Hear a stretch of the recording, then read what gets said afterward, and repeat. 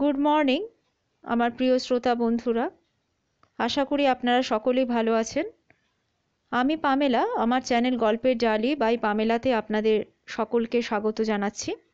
গতকাল থেকে আমি পাঠ করছি প্রখ্যাত সাহিত্যিক শ্রী তপন বন্দ্যোপাধ্যায়ের একটি রহস্য উপন্যাস সোনালী সুতোর ফাঁস। আজকে পড়ব এর পরবর্তী অধ্যায়। আমার গল্প পড়া যদি আপনাদের ভালো লাগে তাহলে প্লিজ একটা লাইক দেবেন, এছাড়া শেয়ার, কমেন্ট ও সাবস্ক্রাইব করে আমার পাশে থাকবেন। তাছাড়া পাশে থাকা বেল আইকন প্রেস করে রাখবেন, আমি যখন যা আপলোড করব আপনাদের কাছে নোটিফিকেশন চলে যাবে। এছাড়া এই গল্পটি আগের এপিসোড শুনে তারপরে এটি শুনবেন এবং পুরোটা ধৈর্য ধরে শুনবেন, না হলে গল্পটা ভালোও লাগবে না এবং অনুধাবন করতে পারবেন না। তাহলে চলুন, আর দেরি করব না। আর হ্যাঁ, আমার চ্যানেলের লিঙ্ক ডেসক্রিপশন বক্সে সবসময় দেওয়া থাকে, আপনারা তো জানেন। এবং আমি এর আগে গার্গীর যে অন্যান্য গল্পগুলো পড়েছি সেগুলো আমার লিঙ্ক ডেসক্রিপশন বক্সে দেওয়া রয়েছে, আপনারা কাইন্ডলি ভিজিট করবেন। আজকের উপন্যাস হচ্ছে সোনালী সুতোর ফাঁস, অধ্যায় 4। পিয়ালির মুখে ততক্ষণে বিষণ্ণতা কেটে হালকা মেঘলা ভাব। বিরস মুখে তার ছোট্ট কিউবিকলটাতে মিলিয়ে যেতেই গার্গী কিছুক্ষণে আনমনে একা হয়ে রইল। না, একা নয়, যাওয়ার আগে পিয়ালি তার হাতে ধরিয়ে দিয়ে গেছে দুটো ইংরেজি অ্যালফাবেট, ওয়াই আর জেড। খুব আশ্চর্য লাগছিল গার্গীর। ইংরেজি বর্ণমালার শেষ অক্ষর দুটো এই মুহূর্তে তার কাছে ভারী রহস্যময়। কৈশোর থেকে যৌবনে পা দেওয়ার মুহূর্তে 3 বন্ধু হঠাৎ জোট বেঁধে আউটিংয়ে গেল। কোথায় যাচ্ছে সেটা বলেও গেল না বাড়িতে। তাদের মধ্যে দুজনের অদ্ভুতভাবে কলকাতার ফিরে আসা। তৃতীয় জন এখনও নিপাত্তা। হয়তো সেও এসেছে, কিন্তু টিটোর মতো বাড়িতে ফোন করেনি, ইচ্ছে করে করেনি, নাকি করার মতো পরিস্থিতিতেই নেই। সবটাই বেশ অদ্ভুত, জটিল। তার সঙ্গে অচেনা দুটো চরিত্র, ওয়াই আর জেড। নাম দুটো শুনে গার্গীর প্রথম প্রতিক্রিয়া, এগুলো কারো পোশাকি নাম নয়, হয়তোবা এগুলো ডাকনামই হবে। বিকালবেলা গার্গী প্রস্তুত হলো টিটোদের বাড়ি যাওয়ার জন্যে। রোদ্দুরে তাত কমে আসছে দ্রুত। গত 7 দিন ধরে মাঝে মধ্যে এক ঝলক বৃষ্টি হচ্ছে, আবার তেড়ে ফুঁড়ে রোদ্দুর উঠছে। আজও সকাল থেকে রোদ্দুরের মেলা। কারো বাড়ি যেতে হলে এই রকম ঝকঝকে দিনেই যাওয়া ভালো। বর্ষা মাথায় করে যাওয়া গার্গীর মোটেই পছন্দ নয়। সেই পড়ন্ত রোদ্দুরের মধ্যে স্প্ল্যানেডিস থেকে গার্গী বেরিয়ে পড়ল। গাড়ির গতিমুখ এখন সুইস পার্ক। তার পাশেই বসে পিয়ালি। পিয়ালি কখনো তার বসের গাড়িতে চড়েনি, আজই প্রথম। ফলে তার চোখে মুখে খুশির ভাব। অবশ্য যেতে যেতে দুজনের কথার মধ্যে ঘুরে ফিরে আসছিল টিটোরই প্রসঙ্গ। অফিস থেকে পিয়ালি তার দিদিকে সংবাদটা জানিয়ে দিয়েছিল দূরভাষের মাধ্যমে। বর্ণালী প্রস্তুত ছিলেন, তবে তাদের আসার অপেক্ষায় আরও একজন উদগ্রীব ছিল, সে হচ্ছে রুমরুম। রুমরুম খুব খুশি হয় তাদের বাড়িতে কেউ বেড়াতে এলে, আর তিনি যদি বই নিয়ে আসেন তো কথাই নেই। গার্গী আসতেই প্রথমে তার দিকে কিছুক্ষণ দূর থেকে লাজুক মুখে তাকিয়ে রইল, তারপর একটু একটু করে কাছে এগোলো। অতঃপর গার্গী হাতছানি দিতেই সোজা তার কাছে এসে বলল, আচ্ছা মাসিমণি, তুমি এতদিন আমাদের বাড়িতে কেন আসোনি? গার্গী মুগ্ধ হলো বালিকাটির আন্তরিকতায়। যেন গার্গী তার কতকালে চেনা এমন ভঙ্গিতে সে শুরু করে দিল তার অজস্র আগডুম বাগডুম কথা। গার্গীর সামনে উপুর করে দিল তার রোজ নামচার টুকরো পৃষ্ঠাগুলি। গার্গী তার হাতে বইয়ের প্যাকেটটা তুলে দিতেই অমনি তার কথার তুবড়ি বন্ধ। বইগুলো খুলে দেখে তক্ষুনি সেধিয়ে গেল তার পড়ার টেবিলে। বর্ণালী হেসে বললেন, আসলে কোনো বই হাতে পেলেই হলো, তখন আর কারোর সঙ্গে ওর থাকতে একদম ভালো লাগে না। গার্গী আর সময় নষ্ট না করে সরাসরি পৌঁছতে চাইল তার জ্ঞাতব্য তথ্যগুলোতে। বর্ণালীকে দেখেই অনুভব করেছিল কাল সকাল থেকে একের পর এক উল্টো পাল্টা ঝড় খেয়ে তিনি প্রবলভাবে বিধ্বস্ত। এটা তার কাছে এমন একটা সমস্যা যা এই মুহূর্তে কাউকে বলা যাচ্ছে না, অথচ টিটো ঘরে না ফেরা পর্যন্ত কোনো স্বস্তি নেই। বর্ণালীর সঙ্গে ঘনিষ্ঠ হতে গার্গী হেসে বলল, আপনি যখন পিয়ালির দিদি তখন নিশ্চয়ই আমারও দিদি। আচ্ছা এবার বলুন তো, মানে আপনি কি একেবারেই বুঝতে পারেননি যে টিটো খুব দ্রুত বদলে যাচ্ছিল? বর্ণালী জানেন তাকে এখন বহুজনের বহু প্রশ্নের মুখোমুখি হতে হবে। হয়তো সে কারণে গতকাল থেকে কাটা ছেঁড়া করছিলেন পরপর ঘটে যাওয়া ঘটনাগুলোর। মনে মনে সাজাচ্ছিলেন রিলের ফিল্মগুলো। বললেন, আসলে কি যে ঘটেছে সেটা আগে ঠিক বুঝতে পারিনি। হঠাৎ এই বছর 11 থেকে 12-এ ওঠার রেজাল্ট দেখে তো আমার মাথায় ছাদ ভেঙে পড়ল। যে ছেলে মাধ্যমিকে অত ভালো ফল করেছিল সে এবার সব সাবজেক্টে কোনো রকমে পাশ করেছে। তাই নাকি? অথচ ও নিয়মিত স্কুলে গেছে গত 1 বছর ধরে।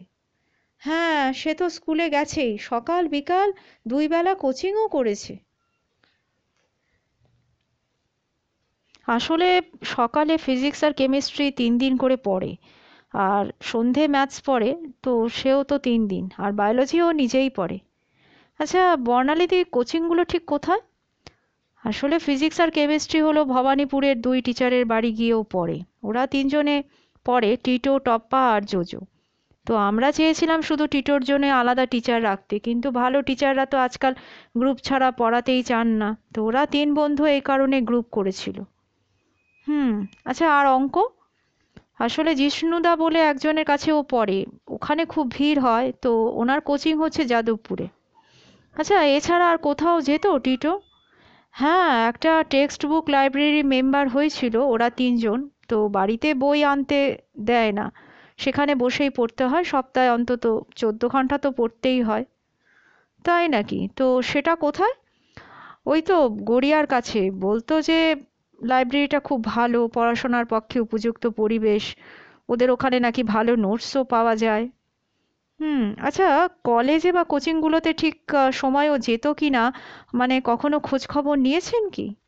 বর্ণালী এতক্ষণ পরে বেশ থমকালেন, একটু ভেবে বললেন, না আসলে খোঁজ নিইনি, তবে রোজই নিয়ম করে স্কুল বা কোচিংগুলোতেও যায়, ঠিক সময় মতোই ফেরে। তো কখনো ভাবিনি যে টিটো ওখানে না গিয়ে অন্য কোথাও যেতে পারে। তা স্কুলের পরীক্ষায় যখন অত খারাপ ফল করলো আপনারা তখনও কোনো খোঁজ নেননি? না আসলে কি বলবো, একটা দায়িত্বপূর্ণ পদে কাজ করে মানে সংসার সামলে ঠিক আমি পেরে উঠছিলাম না। টিটো রোজা নামচা সম্পর্কে মোটামুটি অবহিত হওয়ার পর গার্গী চলে এলো তার পরবর্তী গাতব্য। আচ্ছা বর্ণালীদি, তাহলে এখন 3টে প্রশ্নের উত্তর জানাটা আমার পক্ষে খুব জরুরি। মানে 1, ওরা ঠিক কোথায় বেড়াতে গিয়েছিল, আর 2 হচ্ছে ওদের সঙ্গে আর কে কে ছিল, 3 হচ্ছে টিটো কলকাতায় ফিরে এসো বাড়িতে কেন আসছে না। বর্ণালী ফ্যাল করে তাকিয়ে রইলেন গার্গীর দিকে। তাকে কেমন কিংকর্তব্য বিমূঢ় দেখাচ্ছে। গার্গী জানে তিনি এর কোনোটাই জানেন না। তাকে কিছুক্ষণ নিরিখ করে বলল, বর্ণালীদি আমার খুব ইচ্ছা করছে যে জোজোদের বাড়িতে গিয়ে একবার একটু জিজ্ঞাসাবাদ করি, মানে ওরা হয়তো এই যে আমি 3টে প্রশ্ন করলাম এর আংশিক উত্তর হয়তো জানতেও পারেন। বর্ণালী তৎক্ষণাৎ বললেন, না মানে আজ তো এখনই যেতে পারবো না, ডাক্তারবাবু আসবেন বলেছেন ওকে চেক আপ করতে। না না ঠিক আছে, আমি কালও যেতে পারি, but the sooner the better. ঠিক আছে, তাহলে আমি কাল বিকেলে রেডি হয়ে থাকবো। গার্গী অতঃপর বিদায় জানিয়ে নিচে নেমে এলো বেশ চিন্তিত মনে, কিন্তু তার দুশ্চিন্তা তীব্রতর হলো পরদিন সকালে কাগজ খুলে। বাঘাযতীন স্টেশন থেকে অদূরে রেল লাইনের ধারে একটা অজ্ঞাত পরিচয় কিশোরের মৃতদেহ পাওয়া গেছে। তার পরনে চেক শার্টের সঙ্গে কালো ট্রাউজার। ডান হাতে একটা লোহার বালা, গলায় সোনালি সুতোর ফাঁস দিয়ে নৃশংসভাবে তাকে হত্যা করা হয়েছে। তারপর রাতের অন্ধকারে রেল লাইনের ধারে ছুঁড়ে ফেলে দিয়ে গেছে লাশটা। অধ্যায় 5। খবরটার খুঁটিনাটি পড়ে গার্গীর নিঃশ্বাস যেন বন্ধ হয়ে গেল কিছুক্ষণের জন্যে। এক অজ্ঞাত পরিচয় কিশোরের মৃতদেহ, শব্দগুলো কি সাংঘাতিক এই মুহূর্তে! ভাবনাটা কি ভীষণ টাল খেয়ে অবশ করে দিল তার অনুভূতির নরম বিন্দুগুলো। তার চোখের সামনে তখন একটা ট্রেন। ট্রেন তো নয়, দৈত্য। দৈত্যটা হুড়মুড় করে চলে গেল মেদিনী দাপিয়ে, আর রেল লাইনের পাশে পড়ে রয়েছে মৃতদেহটা। সেই মুহূর্তে যে ভাবনাটা চক্কর দিচ্ছিল তার মগজে, সেটা হলো, কিশোরটি কি টিটো? চৌকিতে পিয়ালির দিদি বর্ণালীর শঙ্কিত চাউনি ছুঁয়ে গেল গার্গীর গোটা শরীরে। পিয়ালির কাছে ঘটনাটা যখন প্রথম শুনেছিল, তার তীক্ষ্ণ অনুমান ক্ষমতা তাকে যেন বলছিল, 3 কিশোরের এভাবে আউটিংয়ে যাওয়ার মধ্যে কোনো একটা লটঘট ব্যাপার তো রয়েছেই। এ যাওয়া যেন সে যাওয়াই নয়। এক টুকরো অন্ধকার ওতপ্রোত হয়ে আছে তাদের যাওয়ার মধ্যে। হয়তো তার কারণ 3 কিশোরের সঙ্গে জুড়ে যাওয়া দুটো বিদঘুটে অ্যালফাবেট, ওয়াই আর জেড। কিন্তু গার্গীর সামনে 1 কোটি টাকার প্রশ্ন। মৃত কিশোরটি কে? সে কি টিটো নাকি অন্য কেউ? টিটোদের বাড়ি, ফোন নম্বর সে কালই নোট করে নিয়েছিল তার ডায়েরিতে, কিন্তু সেই নম্বরে টেলিফোন করতে তার ভরসা হলো না। যদি কিশোরটি টিটোই হয়, তাহলে বর্ণালী দিদের বাড়ির পরিবেশে অনুমান করতে পারে। যদি টিটো না হয়, তাহলে অবশ্য উতলা হওয়ার কারণ নেই। 2 বিকল্পই মাথার মধ্যে লোফালুফি করে প্রথমে শরণ নিল পুলিশ হেডকোয়ার্টারে। গার্গী বলল, হ্যালো, ডিসিডিডির সঙ্গে কি একটু কথা বলা যাবে? একটু পরেই ডিটেকটিভ ডিপার্টমেন্টের ডেপুটি কমিশনারের ভরাট গলা ভেসে এলো। গার্গী আবার বলল, হ্যালো, আমি গার্গী চৌধুরী বলছি। আপনি কি চিনতে পারছেন? মানে ওই যে মাত্র কয়েক মাস আগে ডিসিডিডি কানৌজিয়া সাহেবের সঙ্গে আলাপ হয়েছিল গার্গীর। স্মার্ট, সুদর্শন, বেশ ব্যক্তিত্বপূর্ণ অফিসার। কম কথা বলেন, কিন্তু যেটুকুনি বলেন বেশ মেপে মেপে। গার্গীকে অবশ্য চিনতে পারলেন না নাম বলতেই। তারপরে একটু পরে তিনি চিনতে পারলেন। হ্যাঁ, বলুন মিসেস চৌধুরী। আচ্ছা, আজ সকালের কাগজে একটা খবর নিশ্চয়ই দেখেছেন। বাঘাযতীন স্টেশনের কাছে রেল লাইনের ধারে একটা কিশোরের মৃতদেহ। হ্যাঁ, সঙ্গে আমাদের হোমিসাইড ব্রাঞ্চের অফিসাররা ছুটে গেছেন স্পটে, এখনো ফিরে আসেননি। না, এখনো পর্যন্ত কোনো খবর ওনারা পাঠাননি। ও, গার্গী একটু হতাশই হলো। মৃতদেহটির পরিচয় জানাটা তার খুবই জরুরি ছিল। কেন যেন ভীষণ তার অস্বস্তি হচ্ছে শরীরের ভেতর। সংবাদপত্রে এ ধরনের হত্যা বা আত্মহত্যা বা দুর্ঘটনায় মৃত্যুর খবর 1-8 ডজন পড়তেই হয় রোজ। তার কেন যেন মনে হচ্ছে এই মৃতদেহ ওই 3 কিশোরের কোনো একজনের, অথবা তাদের কোনো একজন সফর সঙ্গীর। সকালের 2 ঘন্টা সাধারণত খুব ব্যস্ততার মধ্যেই গার্গীকে থাকতে হয়, এবং সায়নকেও। দুজনেরই অফিসে বেরোনোর প্রস্তুতি থাকে। তার মধ্যে সহসা ঘুলিয়ে ওঠা এরকম ঝোড়ো হাওয়া কখনো সখনো এলোমেলো করে দেয় গার্গীকে। কিছুক্ষণ ভাবনার রাজ্যে টহল দিয়ে সে ঠিক করে নিল তার পরবর্তী কয়েক ঘন্টার ছক। সায়ন তখন দুগালে সাবানে সাদা ফেনা উপচিয়ে শেভ করছে, নিখুঁত ভঙ্গিতে টানছে ব্লেডের ফলা। তাকে উদ্দেশ্য করে আস্তে আস্তে গার্গী বলল, স্যার, একটা খারাপ খবর রয়েছে। তোমার ব্রেকফাস্ট তৈরি করে দিয়ে আমি একটু বেরোবো। সায়ন এক ঝলক নজর বুলিয়ে নিয়েছে সংবাদপত্রের পৃষ্ঠায়। নিশ্চয়ই তারও চোখ ছুঁয়ে গেছে খবরটা। অনুমান করেছে কোথাও একটা কিন্তু আছে। সায় দিয়ে বলল, খবরটা নিতে হবে তোমায়। পিয়ালির দিদি যখন তার বিপদের সময়, তার কাছে তোমার যাওয়াটা অবশ্য কর্তব্য। খুব দ্রুত একটা স্যান্ডউইচ মুখে ফেলে গার্গী বেরিয়ে পড়ল গাড়ি নিয়ে। সারাদিন এখন কোথায় থাকবে, কি করবে, তার কিছুই জানা নেই। এখন বহুক্ষণ তাকে ঘুরে বেড়াতে হবে কিছু অনিবার্য ক্লুয়ের খোঁজে। আজ আর পেটে দানা পানি পড়বে কিনা সন্দেহ।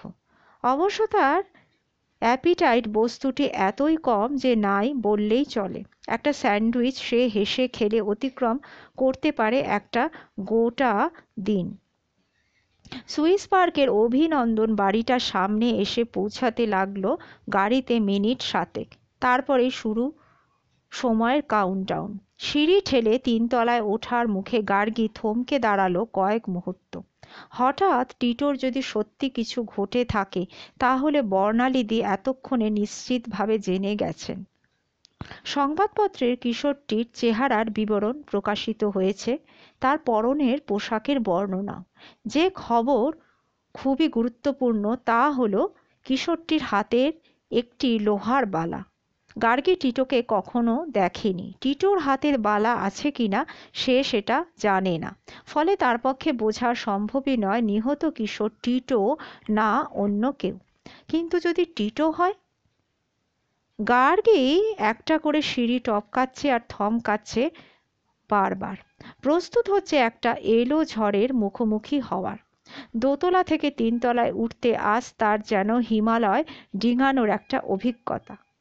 অন্য সময় হলে 3 তলায় উঠে যেত তরতর করে, একটা কাঠবিড়ালির মতোই চকিত পদক্ষেপে। আজ তার পায়ে যেন পাথর। তবুও একসময় আঙ্গুল রাখতেই হয় কলিং বেলের বোতামে। ভিতরে কিছুক্ষণ জল তরঙ্গের শব্দ, বেশ মিষ্টি শব্দ, অথচ এই মুহূর্তে বেয়ারা শোনালো তার কানে। দরজা খুলে দিল এক মাঝবয়সী মহিলা, সম্ভবত বাড়ির কাজের লোক। তার বিস্মিত চাউনির উত্তরে গার্গী গলা সামান্য নামিয়ে জিজ্ঞাসা করল, আচ্ছা বর্ণালীদি কোথায়? অত বড় লিভিং রুমটা ফাঁকা। একপাশে বেডরুমে নীলাদ্রি মল্লিক অসুস্থ শরীরে, অন্য পাশে ছোট্ট বেডরুমটার দিকে নিঃশব্দ দৃষ্টিপাতে মাঝবয়সী মহিলা বুঝিয়ে দিলেন বর্ণালীর অবস্থান। সমস্ত বাড়িটাই এই মুহূর্তে শুনশান, যেন কি একটা প্রলয় ঘটে গেছে একটু আগে। এখন ঝড়ের পরে থমথম অবস্থা। গার্গী প্রায় শব্দহীন হেঁটে গেল সেই ঘরের দিকে। খাটের ওপর উপুর হয়ে শুয়ে আছেন বর্ণালীদি, সম্ভবত কাঁদছেন। পাশেই ছলো মুখে রুম বসে রয়েছে। গার্গী মুখ বাড়াতেই সে দিকে তাকালো ফুটফুটে বালিকাটি। গার্গীকে দেখে তার বিষণ্ণ অশ্রু শুকনো মুখে সামান্য আলোর উদ্ভাস ফুটে উঠল। সে নিচু হয়ে ডেকে বলল, মা মা দেখো মাসিমণি এসেছে।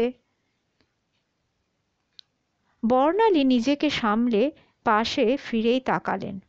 গার্গীকে দেখে আবার ফুঁপিয়ে উঠলেন শব্দ করে। গার্গী বুঝতে পারছিল না কি বলবে বা আসলে কি ঘটেছে। গার্গী এগিয়ে গিয়ে বর্ণালীর পাশে বসে বলল, বর্ণালীদি কি হয়েছে বলুন তো?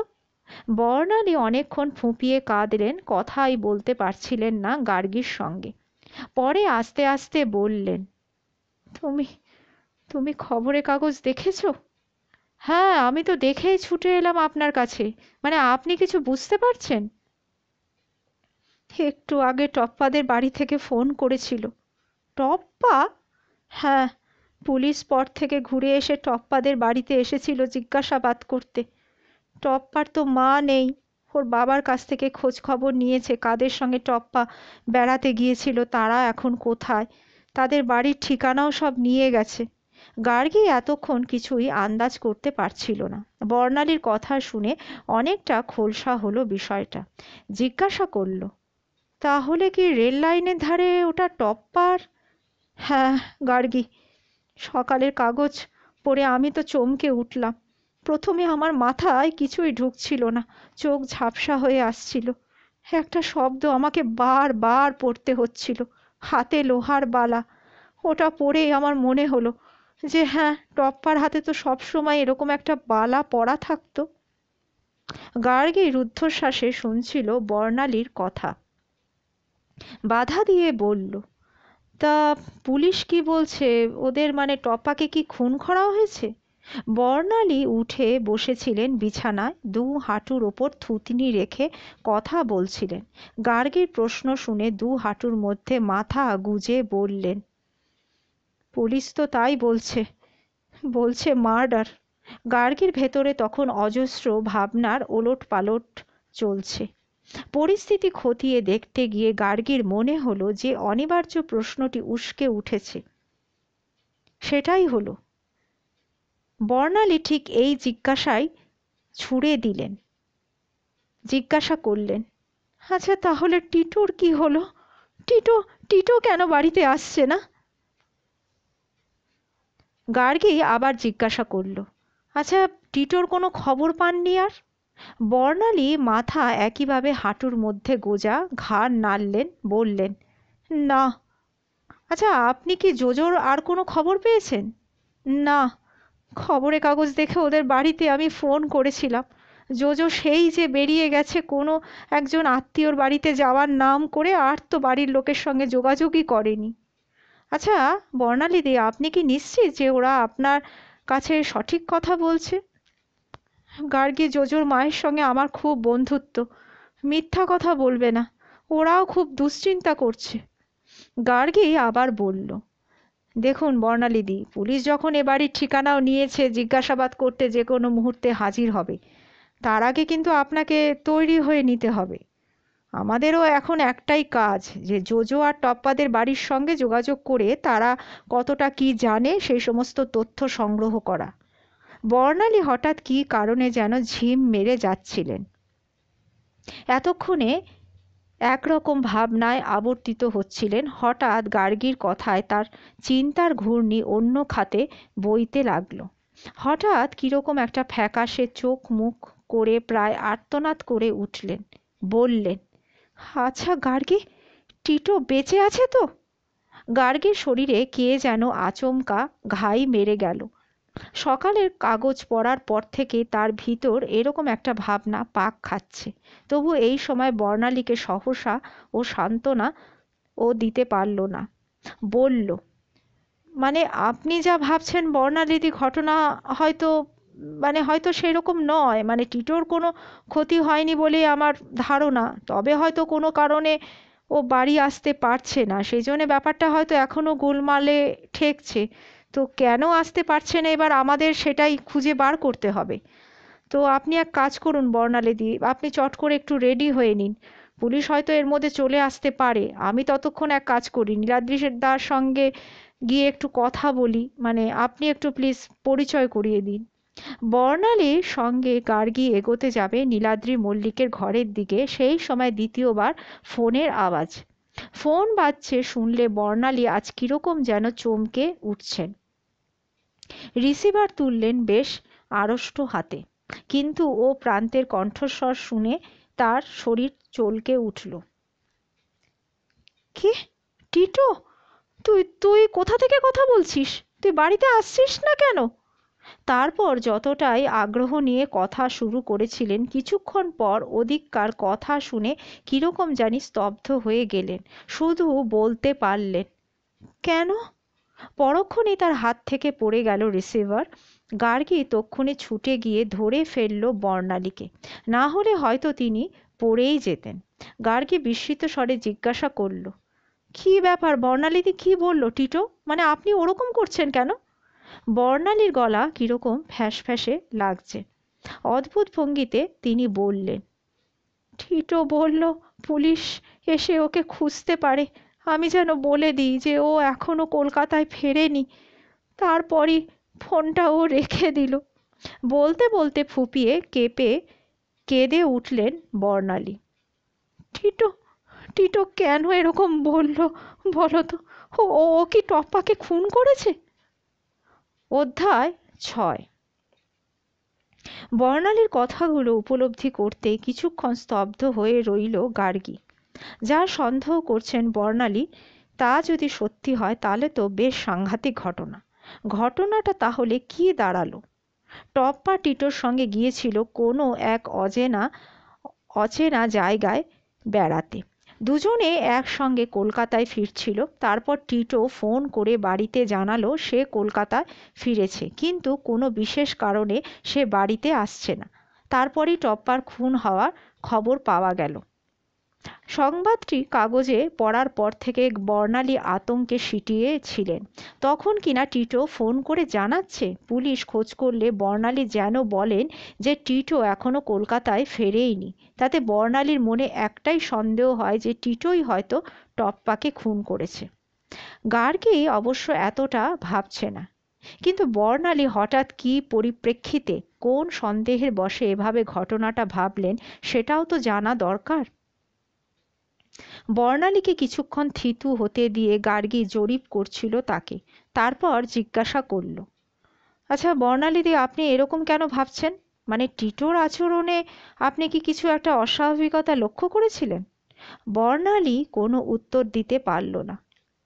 একের পর এক শখে এতটাই টাল হারিয়ে ফেলেছেন যে কিরকম একটা ভাষা ভাষা লাগছে তার চাউনি। গার্গী তাকে চাঙা করার চেষ্টা করল, বলল, দেখুন বর্ণালীদি, এখন কিন্তু আপনার ভেঙে পড়লে একদম চলবে না। তাছাড়া নীলাদ্রিদা এখন অসুস্থ, তিনি আঘাত পাবেন এমন কিছু কিন্তু করলে আপনার চলবে না। আপনাকেই এখন মাথা ঠান্ডা রেখে মোকাবিলা সমস্ত করতে হবে। সমস্ত সংকটটা তো এখন আপনার ওপরই না? তবে হ্যাঁ, আমি আপনার পাশে আছি। বর্ণালী বোধহয় একটু সাহস পেলেন। পরক্ষণে ফুঁপিয়ে কেঁদে উঠে বললেন, আমি আমি কিছুতেই বুঝতে পারছি না গার্গী, আমি কি করব? গার্গী তাকে আরো সাহস জুগিয়ে বলল, আপনি একটু শক্ত হন বর্ণালীদি। আমার ধারণা টিটো কোনো একটা সমস্যায় হয়তো পড়েছে, তো ব্যাপারটা কি সেটা তো জানতে হবে নাকি? হয়তো এ ঘটনাটা ও ঘটায়নি। আপনি কেন আগে থেকে এই সমস্ত ভাবছেন? টিটোর কাছ থেকে এরকম কোনো ইঙ্গিত কি আপনি পেয়েছিলেন? বর্ণালী হঠাৎ বললেন, আসলে একদিন টিটো ফোনে কার সঙ্গে উত্তেজক কথা বলছিল, মানে ফোন রাখতেই জিজ্ঞাসা করলাম যে তুই কার সঙ্গে এত ঝগড়া করছিস। তাতে জবাব দিল যে টপ্পা একদম কোঅপারেট করছে না। এবার কেন অসহযোগিতা করছে সেটা ও কিছুতেই ভাঙলো না। হুম, আচ্ছা, আর কোনো সন্দেহজনক আচরণ আপনার চোখে পড়েছিল? আসলে গার্গী, একদিন আমি শুনলাম যে টেলিফোনে ও টপ্পাকে বলছে যে ইউ আর আ ট্রেইটার। গার্গী বোঝার চেষ্টা করছিল ঘটনার উৎস কী এবং কোথায় হতে পারে। ঘুরে ফিরে তার মনে এখন দুটো ইংরেজি অ্যালফাবেটই ঘোরাফেরা করছে, ওয়াই আর জেড। তিনটে কিশোরের সঙ্গে দুটো ইংরেজি অক্ষর। ইকুয়েশনটা যেন ঠিক মিলছে না। ঘটনাগুলো মগজের নিউরনে পরপর সাজিয়ে ফেলে গার্গী বলল, আচ্ছা বর্ণালীদি, আপনি এক কাজ করুন, আপনি তৈরি হয়ে নিন। অতঃপর বিন্দুমাত্র দেরি না করে বর্ণালীকে নিয়ে গার্গী বেরিয়ে পড়ল জোজোদের বাড়ির উদ্দেশ্যে। গাড়ি নিয়ে বেরিয়ে এলো ঝড়ের গতিতে। তাদের বাড়ি থেকে গড়িয়াহাট মোড় কয়েক মিনিটের পথ। সেখান থেকে বর্ণালীদের নির্দেশ মতো চলে এলো তাদের গন্তব্যে। সৃষ্টি নামের এই ফ্ল্যাট বাড়িটা আকারে প্রকারে পেল্লাই। এরকম একটা এলাকায় এত বিশাল একটা ফ্ল্যাটের দাম কত হতে পারে তা এক ঝলক আন্দাজ করল গার্গী। ফ্ল্যাটটা অবশ্য জোজোদের নিজের নয়, তার বাবা পেয়েছেন কোম্পানিতে চাকরির দৌলতে। অবশ্য জোজোদের পরিবার বেশ অবস্থাপন্ন। বাড়ির সামনে পুলিশের জিপ ও দোতলায় জোজোদের ফ্ল্যাটের দরজা খোলা দেখে ঘটনাটা অনুমান করে নিল গার্গী। নিচু গলায় বর্ণালীকে বলল, দেখেছেন বর্ণালীদি, জোজোদের বাড়িতেও কিন্তু পুলিশ এসেছে। বর্ণালী অনুমান করেছিলেন জিপটা দেখে কি ভেবে তিনি থমকে দাঁড়িয়ে গেলেন এক লহমা। বললেন, তাহলে গার্গী এখন আর গিয়ে না কাজ নেই। সেটাই হয়তো শোভন, এরকম মনে হলো গার্গীর। কিন্তু সকাল থেকে পুলিশ কি তদন্ত করছে সেই সূত্র ধরে প্রথমে তারা কেন জোজোদের ফ্ল্যাটে এসেছে সেটা তার খুব জানা দরকার। অতএব জোজোদের ফ্ল্যাট বাড়ির দরজা থেকে ফিরে না গিয়ে ভেতরে ঢুকে পড়ায় যুক্তিযুক্ত ভেবে গার্গী বর্ণালীকে বোঝালো। গার্গী বর্ণালীকে বলল, দেখুন বর্ণালীদি, পুলিশ থাকলে কিন্তু কোনো অসুবিধা নেই, বরং পুলিশের যদি আপনাকে কোনো জিজ্ঞাসাবাদ করার থাকে তাহলে পুলিশ এখনই করে নিতে পারবে। আর তাছাড়া আপনাদের ফ্ল্যাটে যাওয়ার কোনো দরকারই হবে না, আর নীলাদ্রিদার ওপর নতুন করে কোনো মানসিক চাপ তৈরি হওয়ার কোনো কারণও থাকবে না। বেশ অকাট্য যুক্তি। বর্ণালী অতএব দু পায়ে দ্বিধা জড়িয়ে ঢুকে পড়লেন ফ্ল্যাটের ভেতর। ঢোকার পথটা অপেক্ষাকৃত সংকীর্ণ, কিন্তু ভেতরে লিভিং রুমটা বেশ প্রশস্ত, খোলামেলা। ঘরের মাঝখানে সোফায় জনা তিনেক পুলিশ অফিসার ঘিরে বসে আছেন জোজোর বাবা ও মাকে। জিজ্ঞাসাবাদ চলছে বেশ ঘোরতর ভাবে। এরকম একটা সংকটের মধ্যে বর্ণালীর সঙ্গে আর এক অপরিচিত যুবতীকে দেখে বেশ বিব্রত দেখালো জোজোর বাবা ও মাকে। বিরক্ত দেখাচ্ছিল পুলিশ অফিসারদেরও। জোজোর মায়ের বয়স বর্ণালীর মতো, অনতি 40, বেশ সুন্দরী দেখতে। জোজোর বাবার মধ্য 40, চেহারা বরং সেই তুলনা একটু প্রৌঢ় গোছের। মাথার সামনে মস্ত টাক, পিছনে ছোট করে ছাটা চুল। জোজোর মা সোফা থেকে উঠে এসে বললেন, না না, এদের কাজ হয়ে গেছে, ওরা এখনই চলে যাবে, আপনারা আসুন, বসুন আপনারা। বর্ণালী ভেতরের দিকে যেতে পা বাড়িয়েছিলেন, তার আগেই 3জন পুলিশ অফিসারের একজন উঠে দাঁড়িয়ে গার্গের দিকে এগিয়ে এসে বললেন, আচ্ছা, আপনি মিসেস চৌধুরী? হোমিসাইড ব্রাঞ্চের পুলিশ ইন্সপেক্টর দ্যুতিমান চ্যাটার্জির সঙ্গে দেখা হয়ে যেতে পারে এরকমটাই ভেবেছিল গার্গী। তাকে আবিষ্কার করে পুলকিত হয়ে বলল, সেই পুরনো প্রবাদটা কিন্তু সত্যি হলো যে পৃথিবীটা গোল, তবে দেখা হওয়াটা একেবারেই কাকতালীয় হয়তো নয়। গার্গী তাৎপর্যপূর্ণভাবে ঘাড় নেড়ে বলল, হ্যাঁ, সেটাই তো ভাবছিলাম। তো আপনার সঙ্গে দেখা হওয়াটা কিন্তু আমার খুব জরুরি দরকার। আচ্ছা, ঠিক আছে, পরে কথা হবে। জোজোর মা ওদের দুজনকে ভেতরের ঘরে নিয়ে গিয়ে গার্গীকে বললেন, আচ্ছা, আপনি কি পুলিশ অফিসারকে চেনেন? গার্গী ঘাড় নেড়ে বলল, আসলে ওই একরকম, নানা কাজ করতে করতে আমার চেনা হয়ে গেছে কারো কারো সঙ্গে। মীনাক্ষী কি বুঝলেন কে জানে, বললেন, আসলে পুলিশ অফিসাররা বলছেন যে বেশিক্ষণ সময় ওনারা নেবেন না, আপনারা তাহলে একটু বসুন, আমি এখনই চলে আসব। গার্গী অবশ্য চাইছিল বাইরে সোফায় বসে পুলিশ অফিসারদের জেরা শুনতে, কিন্তু মীনাক্ষী তো আর জানেন না গার্গীর অভীষ্ট কি। ফলে তাকে বসিয়ে রেখে গেলেন পুলিশ অফিসারদের থেকে অনেকটা দূরে। গার্গী আশাহত হচ্ছিল, কিন্তু একেবারে হলো তা নয়। সে যা চাইছিল তা দিব্যি শোনা গেল ঘরের ভেতরে বসেই। ভেতরের ঘর থেকে পুলিশ অফিসারদের গম গম স্বর স্পষ্ট শোনা যাচ্ছিল। বর্ণালী চোখ বিস্ফারিত করে তাকিয়ে রয়েছেন লিভিং রুমের সোফার দিকে। বর্ণালী তাকানো দেখে গার্গী বুঝতে পারছে কতটা ভয় পেয়ে গিয়েছেন পিয়ালির দিদি। শঙ্কিত হওয়ার কথাই, কারণ টিটো তার বন্ধুদের সঙ্গে বেড়াতে গিয়ে কি কাণ্ড ঘটিয়েছে, পুলিশি তদন্তে তার ফলাফল কি ঘটবে তা অনুমানও করতে পারছেন না। বুঝে উঠতে পারছেন না জোজোর মা বাবা পুলিশদের প্রশ্নের জবাবে কি তথ্য সরবরাহ করবেন। তার কতটা টিটোর বিরুদ্ধে যাবে এই ভেবে পলকও পড়ছে না তার চোখে। গার্গীও কান খাড়া করে রেখেছে লিভিং রুম থেকে কি সংলাপ ভেসে আসে সেটা শুনতে।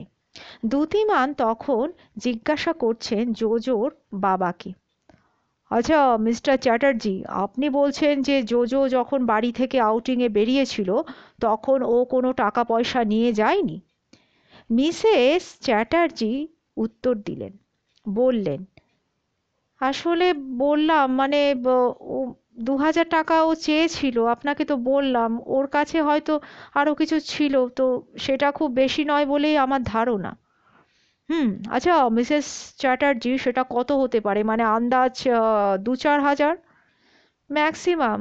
কোনদিনও ওর হাতে বেশি টাকা পয়সা আমরা দিতাম না। ধরুন জন্মদিন বা পুজোর সময় আত্মীয় স্বজনরা গিফট টিফট দিলে সেটা ব্যাংকে ওর একটা অ্যাকাউন্ট আছে, সেখানে ও রেখে দিত, কিছু কিনতে ইচ্ছা হলে ওখান থেকে ও টাকা তুলে নিত।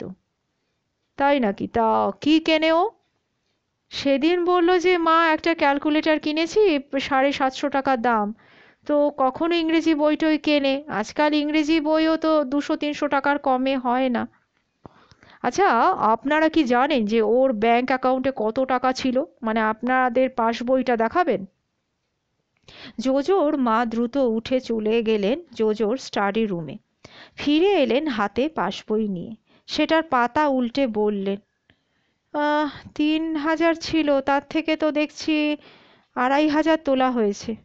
দ্যুতিমান চ্যাটার্জি পাসবইটা উল্টে পাল্টে দেখে বললেন, হুম, কলকাতা থেকে যাওয়ার ঠিক আগেই তো টাকাটা তোলা হয়েছে। তার মানে আপনারা 2,000 দিয়েছেন ওর অ্যাকাউন্ট থেকে, আড়াই, হ্যাঁ, মোট 4,500।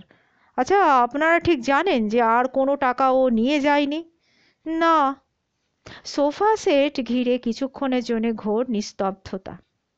পুলিশ অফিসাররা কেউ হয়তো সময় নিচ্ছেন পরবর্তী জিজ্ঞাসাবাদের জন্যে। জোজোর মা মাঝে মাঝে তাকাচ্ছেন ঘরের ভেতরের অপেক্ষমাণ গার্গীদের দিকে।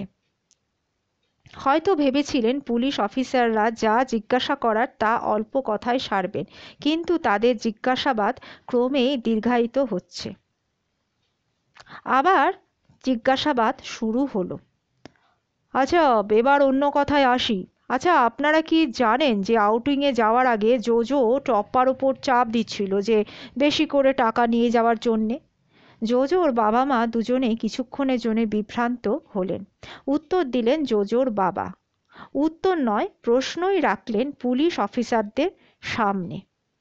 জিজ্ঞাসা করলেন, তাই নাকি? তো আপনাদের কে বলল যে জোজো চাপ দিয়েছিল টপ্পাকে? আসলে টপ্পার বাবাই আমাদের বললেন। তা উনি কি করে জানলেন? টপ্পাকে উনি বলতে শুনেছেন, ইম্পসিবল, এর চেয়ে বেশি টাকা আমি দিতে পারবো না। জোজোর বাবা উত্তেজিত হয়ে বললেন, তা কত টাকা নিতে বলেছিল জোজো? না দেখুন, সেটা জানেন না, তবে টপ্পার বাবা জানালেন যে নগদে আর গয়নায় মিলিয়ে অন্তত 1.5 লাখ টাকা নিয়ে গিয়েছিল টপ্পা। কি? 1.5 লাখ? আপনি কি বলছেন? এত টাকা নিয়ে গিয়ে টপ্পা কি করবে? হুম, দেখুন, সেটাই তো ভাবার চেষ্টা করছি আমরা, ইন্সপেক্টর বললেন। ইম্পসিবল! জোজোর বাবা আরও উত্তেজিত হয়ে বললেন, জোজোকে এই খুনের সঙ্গে আপনারা জড়ানোর চেষ্টা করছেন।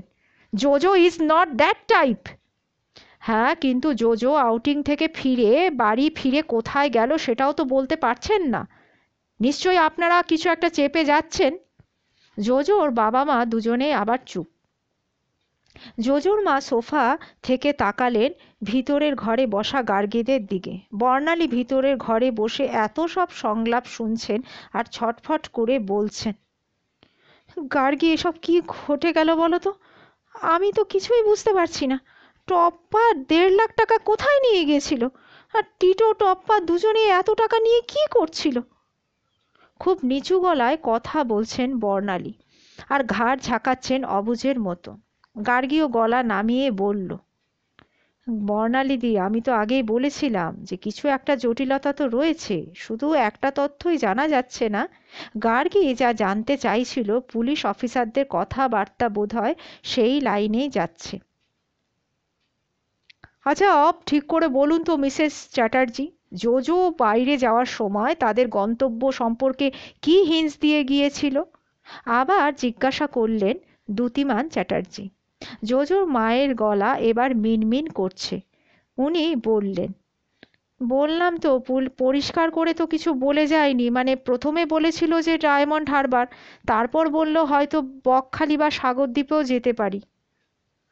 হ্যাঁ, কিন্তু টপ্পা নাকি বলে গিয়েছিল যে ওরা বোলপুর যাচ্ছে। মিস্টার এবং মিসেস চ্যাটার্জি দুজনেই আবার চুপ। হয়তো পুলিশের জেরা সামনে পড়ে তারা ক্রমশ বিভ্রান্ত হয়ে পড়ছেন। গার্গী অনুভব করছিল কলকাতা 3টে সুখী সম্ভ্রান্ত পরিবার মহানন্দে কালাতিপাত করছিল যার যার সংসারে। হঠাৎ সামান্য বেড়াতে যাওয়ার সূত্র ধরে প্রবলভাবে ঘেঁটে ঘুঁটে গেল 3টে সংসারের ছক। এইরকম ঘাঁটাঘাঁটি হওয়ার হেতুটিকে খুঁজে বার করার চেষ্টা করছিল সে।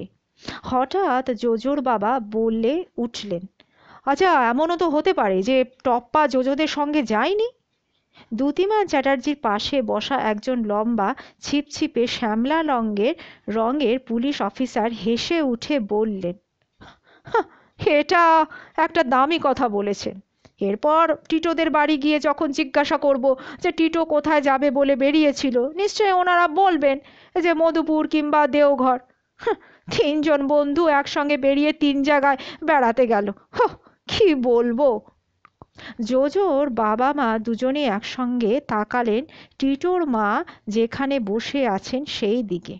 বর্ণালী চোখাচোখি করলেন গার্গীর সাথে। ঠিক এই সময় জোজোর বাবা একটি প্রশ্ন রাখলেন পুলিশ অফিসারদের কাছে। তিনি বললেন, আচ্ছা, টপ্পার ডেড বডি বা তার ব্যাগ সার্চ করে কি টাকা পয়সা বা অর্নামেন্টস কিছু পেয়েছেন আপনারা? না, সেই কারণেই তো আমাদের সন্দেহ তাকে মার্ডার করে সমস্ত টাকা পয়সা গয়না সব হাতিয়ে নিয়েছে তার দুই বন্ধু। টিটোর মা বর্ণালী হঠাৎ ছটফট করে উঠে চেঁচিয়ে বলতে যাচ্ছিলেন, না টিটো কক্ষনো, কিন্তু গার্গী তাকে ইশারায় থামতে বলে দ্রুত এগিয়ে গেল সোফার দিকে। দ্যুতিমান চ্যাটার্জির দিকে তাকিয়ে বলল, দেখুন মিস্টার চ্যাটার্জি, আমি একটু ইন্টারাপ্ট করছি আপনাদের কথায়। ওই যে বললেন না যে টাকা পয়সা জোরে টপ্পাকে খুন করা হয়েছে, আমার কিন্তু সেটা মনে হয় না। ইনি বর্ণালী মল্লিক, হ্যাঁ ইনি মিসেস মল্লিক, টিটোর মা। তো জোজোদের বাড়ি এসেছিলাম যে জোজো কোথায় যেতে পারে সেই সম্পর্কে একটা হদিশ নিতে, কারণ টিটোদেরও তো কোনো খোঁজ পাওয়া যাচ্ছে না। তো সব শুনে মনে হচ্ছে যে রহস্য অনেক গভীরে। ওদের সঙ্গে আরও দুজন গিয়েছিল, যাদের একজনের নাম কিন্তু ওয়াই এবং অন্যজনের নাম জেড। এবার তারা কারা সেটা না জানা পর্যন্ত কিন্তু পুরো ঘটনাটা পরিষ্কার হবে না। দ্যুতিমান চ্যাটার্জির চাউনি দেখে মনে হলো তারা ওয়াই আর জেড এর খবরই জানতেন না। জোজোর বাবা গার্গীর মুখের কথা কেড়ে নিয়ে বললেন, এক্স্যাক্টলি, আজ ভোরে একজন লোক ফোন করে বলল যে জোজো কোথায়, শিগগিরই জানান তাকে কোথায় লুকিয়ে রেখেছেন। জোজো পালিয়ে বেড়ালে তার সামনে কিন্তু ঘোর বিপদ। অধ্যায় 7।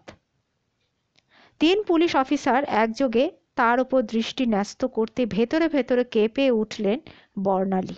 এ কথা তো জানতেন যে পুলিশ জেরা করতে আসবে তাদের বাড়িতে, কি জিজ্ঞাসা করবে কি না করবে তাই ভেবে চলেছিলেন টিটোর ফোন পাওয়ার পর থেকেই। কিন্তু সেই সন্ধিক্ষণ যে এখনই আসবে জোজোদের বাড়িতে, সেটা অনুমান করতে পারেননি। তিন পুলিশ অফিসারদের মধ্যে যিনি সিনিয়র সেই দ্যুতিমান চ্যাটার্জি শুরু করলেন কথা। বললেন, তাহলে আপনি টিটোর মা? বর্ণালী নিঃশব্দে ঘাড় নাড়লেন। আচ্ছা, আপনি কি আমাদের এতক্ষণে কথাবার্তা কিছু শুনেছেন? বর্ণালীর আড়ষ্ট গলা, হ্যাঁ কিছু কিছু শুনেছি। আপনি টপ্পাকে কি চিনতেন? বর্ণালী আবার ঘাড় নাড়লেন। আচ্ছা, আপনার ছেলে টিটোর সঙ্গে টপ্পার কিরকম বন্ধুত্ব ছিল সেটা কি আপনি আঁচ করতে পারতেন? বর্ণালী কি উত্তর দেবেন ভেবে দিশে করতে পারলেন না। একবার তাকালেন পাশে বসে থাকা গার্গীর দিকে। পরক্ষণে জোজোর বাবা মায়ের সঙ্গে চোখাচোখি হলো।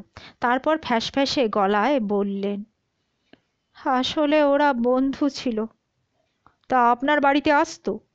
হ্যাঁ, মাঝে মাঝে। পুলিশ ইন্সপেক্টর দ্যুতিমান চ্যাটার্জি কিছুক্ষণ নিরিখ করলেন বর্ণালীকে। ভদ্রমহিলা যে খুব ভয় পেয়ে গেছেন তা তার সিটিয়ে বসে থাকা চাউনি, কণ্ঠস্বর, ঠোঁট কাঁপা দেখেই বুঝতে পারছেন। আচ্ছা, ইদানিং কিছু অস্বাভাবিকতা আপনার চোখে পড়েছিল? মানে ধরুন ওদের বন্ধুত্বের মধ্যে কোনো একটা বিষয় কিছু চিড় ধরেছিল বা ওই রকম জাতীয় কিছু? বর্ণালী ঘাড় নাড়লেন। দেখুন মিসেস মল্লিক, আপনি ভালো করে ভাবুন। তিনজন বন্ধু বেড়াতে গেল একসঙ্গে, তার মধ্যে একজন খুন হয়ে গেল, বাকি দুজন নিপাত্তা। এর মধ্যে একটাই কিন্তু ইঙ্গিত স্পষ্ট যে দুজনে মিলে হয়তো টপ্পাকে। না, না মোটেই না। বর্ণালী জোরে জোরে ঘাড় নাড়তে শুরু করলেন। তারপর আবার বললেন, না, ওদের মধ্যে এমন কোনো চিড় ধরেনি যে যার ফলে। দ্যুতিমান চ্যাটার্জি থামলেন না, তার নিজের সিদ্ধান্তে অনড় থাকার চেষ্টা করলেন। তিনি বললেন, কিন্তু তাহলে ওরা দুজনে একসঙ্গে পালালো কেন সেটা বলুন। না, ওরা দুজন একসঙ্গে পালিয়েছে সেটা বোধহয় নয়। জোজো বাড়িতে এসেছিল কিন্তু টিটো তো ফেরেইনি। তাহলে টিটো কোথায় গেল? দেখুন ইন্সপেক্টর, টিটো কোথায় গেল সেটা জানলে তো আমি জোজোদের বাড়িতে ছুটে আসতাম না। না, কোথায় গেল সেটা তো আমারও প্রশ্ন। নিশ্চয়ই ও কোনো বিপদে পড়েছে। দ্যুতিমান চ্যাটার্জি বাকি দুই পুলিশ অফিসারের দিকে জিজ্ঞাসু চোখে তাকালেন। কিছু একটা বার্তা বিনিময় হলো তাদের মধ্যে। বর্ণালী হাঁপাচ্ছিলেন পুলিশ অফিসারের জেরার মোকাবিলা করতে গিয়ে। তার উত্তর শুনে পুলিশ অফিসাররা কি ধারণা পোষণ করছেন তা বুঝে উঠতে পারছিলেন না বলেই আরও নার্ভাস হয়ে পড়ছেন ভেতরে ভেতরে। আচ্ছা, একটা তথ্য কিন্তু এখনো জানা হয়নি আপনার কাছ থেকে, যে টিটো বাড়ি থেকে বেরোনোর সময় কি কোনো টাকা পয়সা নিয়ে গেছে? জিজ্ঞাসা করলেন ইন্সপেক্টর। মানে বেশি অ্যামাউন্টের টাকা? বর্ণালী ঠিক এই আশঙ্কাটাই করছিলেন এতক্ষণ। সত্যি কথা বলবেন না মিথ্যে দিয়ে ব্যাপারটাকে ঢাকবেন সেইটা ভেবে নিতে তার 2-4 সেকেন্ড দেরি হলো। সেই মুহূর্তে মনে পড়ে গেল তার গার্গীর কথা। গার্গী বলেছিল পুলিশ অফিসারদের কাছে কোনো কিছু না লুকাতে। সত্যিটাই অতএব বলে ফেললেন বর্ণালী। দ্যুতিমান চ্যাটার্জি অবাক হয়ে বললেন, আই সি, তাহলে টপ্পার মতো টিটো বাবার পকেট মেরে এত টাকা নিয়ে গেছে? তাহলে শুধু জোজোই ভালো ছেলে? বলে সোফায় মুখ পাংশু করে বসে থাকা জোজোর বাবা ও মায়ের দিকে পর্যায়ক্রমে তাকালেন। পরক্ষণে বললেন, দেখা যাচ্ছে জোজোই সবচেয়ে বেশি ক্লেভার। পুলিশ অফিসারদের কথাবার্তার ধরন ব্যঙ্গাত্মক হয়ে উঠেছে বলে বর্ণালী কথা ঘোরাতে চাইছিলেন। বললেন, কিন্তু আপনারা ওদের খুঁজে বার করার চেষ্টা করুন। জোজোকে যখন কেউ টেলিফোন করে খুঁজছে তার মানে ওরা কোনো বিপদে পড়েছে। দ্যুতিমান চ্যাটার্জি অবশ্য সেটা মানতে চাইলেন না। তিনি বললেন, দেখুন মিসেস মল্লিক, বিপদে পড়লে বাড়ি থেকে কিন্তু পালিয়ে যেত না। সম্ভবত ওর কোনো উইক পয়েন্ট রয়েছে যে কারণে বাড়িতে এসেই পালিয়ে গেল। যাই হোক, আজ আমরা উঠছি। টপ্পাদের বাড়িতে 2-1 দিনের মধ্যে আবার যাব। তার আগে টিটো আর জোজোর দুটো ফটোগ্রাফ, চেহারার বর্ণনা, সেই সঙ্গে কি পোশাক পরে তারা বাড়ি থেকে বেরিয়েছিল তার ডিটেলস লিখে আমাদের দেবেন। সেটা আজকের মধ্যেই কিন্তু, কারণ দূরদর্শনের পর্দায় দেখাতে হবে যাতে তারা বেশি দিন আন্ডারগ্রাউন্ডে না থাকতে পারে। আজ সন্ধে একজন অফিসারকে আমি পাঠিয়ে দেব, আপনারা প্লিজ রেডি করে রাখবেন। 3 পুলিশ অফিসার দরজা ঠেলে বেরিয়ে যাওয়ার পরে বাকিরা কিছুক্ষণ স্তব্ধ হয়ে বসে রইল। জোজোর বাবা, মা, বর্ণালী তিনজনের বুকে মস্ত এক খণ্ড পাথর কেউ যেন চাপিয়ে দিয়ে গেলেন। একটু পরে জোজোর বাবা দম ফেলে প্রায় গর্জনের ভঙ্গিতে বললেন, স্কাউন্ড্রেল! ঠিক বুঝে ওঠা গেল না গালাগালটা তিনি কাকে দিলেন, জোজোকে না পুলিশ অফিসারদের। শব্দটা কিছুক্ষণ থম হয়ে থাকা ঘরটাকে ঘুলিয়ে দিয়ে সিলিং ফ্যানের সঙ্গে আটকে গিয়ে ঘুরতে লাগলো পথ করে। সোফায় গা এলিয়ে বসে গার্গী এতক্ষণ পর্যবেক্ষণ করছিল সমস্ত পরিস্থিতি। পুলিশ অফিসারদের প্রাথমিক জেরা শেষ হওয়ার পর সেও মনে মনে তৈরি হচ্ছিল ঘটনাটা কিভাবে জোড়া লাগাবে একটার সঙ্গে আরেকটার। কিছুক্ষণের মধ্যে থম ভাবটা একটু থিতিয়ে এলে গার্গী তাকালো জোজোর মায়ের দিকে। বলল, দেখুন মীনাক্ষীদি, আপনাদের মনের অবস্থাটা আমি বেশ বুঝতে পারছি, তবু ঘটনাটা ভালো করে বোঝা কিন্তু দরকার। হয়তো এমন হতে পারে যে ওরা কারো পাল্লায় পড়েছে, তাদেরকেও ফোন করে খুঁজছিল জোজোকে। গোটা বিষয়টা কিন্তু এখনো পরিষ্কার নয়। তবে আপনাদের মনের যা অবস্থা তাতে সমস্ত কিছু নিজেরা তলিয়ে দেখতেও আপনারা পারবেন না। তাই আপনাদের আপত্তি না থাকলে আমি ঘটনাটা আর একটু গভীরে ঢুকে দেখতে চাই। জোজোর বাবা মা কেউ ঠিক বুঝে উঠতে পারলেন না গার্গী ঠিক কী বলতে চায়। দেখুন, পুলিশ অফিসারদের কাছে যে সমস্ত কথাবার্তা বললেন সেটা আমি শুনেছি, টিটো বাড়িতে ফেরেনি, কিন্তু জোজো বাড়িতে ফিরেছিল। তো ফেরার পথে তার সঙ্গে আপনাদের কোনো কথাবার্তা হয়েছিল কি না, হলে কি ধরনের, সেটা আসলে জানতে ইচ্ছা করছে। গার্গী বলল। জোজোর মা গার্গীর দিকে তাকিয়ে কি বুঝলেন কে জানে, বললেন, আসলে ও ফিরেছিল সন্ধ্যের দিকে, ওর বাবা তখনও ফেরেনি, খুব পরিশ্রান্ত দেখাচ্ছিল ওকে। তো তখন আর কিছু আমি জিজ্ঞাসা করিও নি। পরদিন সকালেও বেশ চুপচাপ ছিল। তো বিকালে জিজ্ঞাসা করলাম যে কি হলো, কি ব্যাপার, অনেক দূর বেড়াতে গিয়েছিলিস, কোথায় গেলি? তো কি কি বলবো, ঠিকঠাক মতো উত্তরই দিচ্ছিল না। ধরুন 2-3 দিন টানা ট্রেন জার্নি করে এলে যেরকম একটা ঝোড়ো কাকের মতন চেহারা হয়, ঠিক সেরকমই একটা চেহারা দেখাচ্ছিল। পরনের প্যান্ট জামা খুব অবিন্যস্ত ছিল, চুল ঘেটে ঘুটে একদম একসা, চোখের কোল বসাও ছিল। আচ্ছা, অথচ আপনাকে বলে গিয়েছিল যে খুব কাছেই বেড়াতে যাচ্ছে ওরা, তাই না? গার্গী আবার জিজ্ঞাসা করল। মীনাক্ষী আবার বললেন, হ্যাঁ, আসলে সেটাই বলে গিয়েছিল। তারপর তো ঘরে এসে কাঁধের ভারী ব্যাগটা ঘরে রাখলো, বাথরুমে গিয়ে স্নান করে এলো শাওয়ারে, বিকেলে চা চাইলো। ও অমলেট খুব খেতে ভালোবাসে, চায়ের সঙ্গে অমলেট করে দিলাম। তারপর কাঁচা জামা প্যান্ট পরে বলল যে মা একটু বেরোচ্ছি। তো আমি ভাবলাম যে কাছেই একটা কোথাও যাচ্ছে। তারপর 9টা পর্যন্ত তো খবর নেই। অবশ্য আজকাল কোচিং থেকে রাত 10টা 10:30 হয়ে যেত বাড়িতে ফিরতে। তাই আমি তখনও পর্যন্ত চিন্তা করিনি। তো ওর বাবা ফিরলেন 10টা নাগাদ। তখনও জোজো ফেরেনি বলে জিজ্ঞাসা করছিলেন যে জোজো কোচিংয়ে গেছে কিনা। হুম। তারপর আর কোনো খবর পাননি? হ্যাঁ, পেলাম। রাত 11টা নাগাদ যখন ওর বাবা আমাকে খুব বকাবকি করছিলেন, তো সেই সময় ফোনটা বেজে উঠল। তো তাড়াতাড়ি ফোন ধরতে ওপারে জোজোর গলাটা শোনা গেল। গার্গীকে এবার উত্তেজিত দেখালো। সে বলল, তাই নাকি, তারপর? হ্যাঁ, তারপর জোজো বলল যে মা, আমি এক বন্ধুর বাড়িতে কয়েকদিন থাকছি, কেউ যদি ফোন করে আমার খবর চায় তো বলে দিও যে আমার কোনো খবর তোমরা রাখো না। তাই নাকি? তা কোথায় আছে সেটা কিছু বললো? গার্গী আবার উত্তেজিত হয়ে জিজ্ঞাসা করলো। মীনাক্ষী আবার বললেন, না, কিছু জিজ্ঞাসা করতে পারিনি।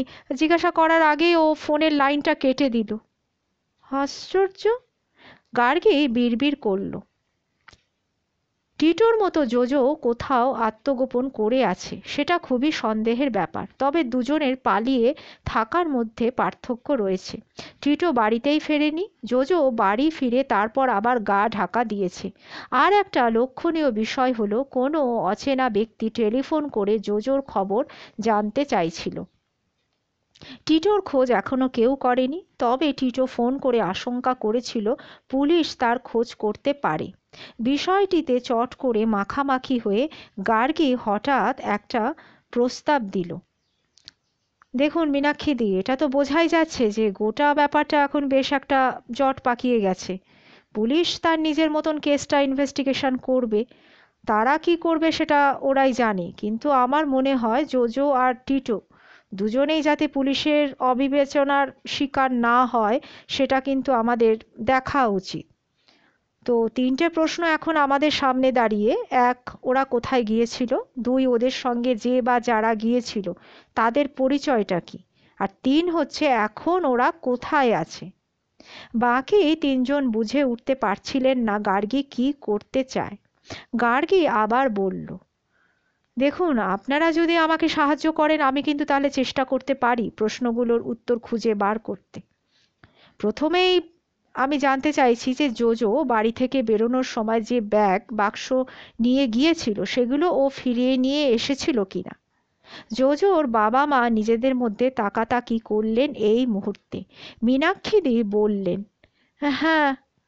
আচ্ছা, সেগুলো কি খুলে দেখেছেন যে ওর ভেতরে এমন কি কিছু আছে, যেটা দেখে ওদের এই অস্বাভাবিক আউটিং বিষয় কোনো তথ্য জানা যায়?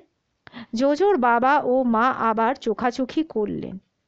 দেখুন, যদি না দেখে থাকেন তাহলে এখন একবার যদি ওগুলো একটু দেখান, তাহলে আমার কিছু আমি ক্লু কিছু পেতে পারি। আমার প্রিয় শ্রোতা বন্ধুরা, আজকের মতন গল্পটি এখানেই শেষ হলো। আবার কালকে নিয়ে আসবো এর পরবর্তী অধ্যায়। সঙ্গে থাকবেন, সুস্থ থাকবেন। নমস্কার।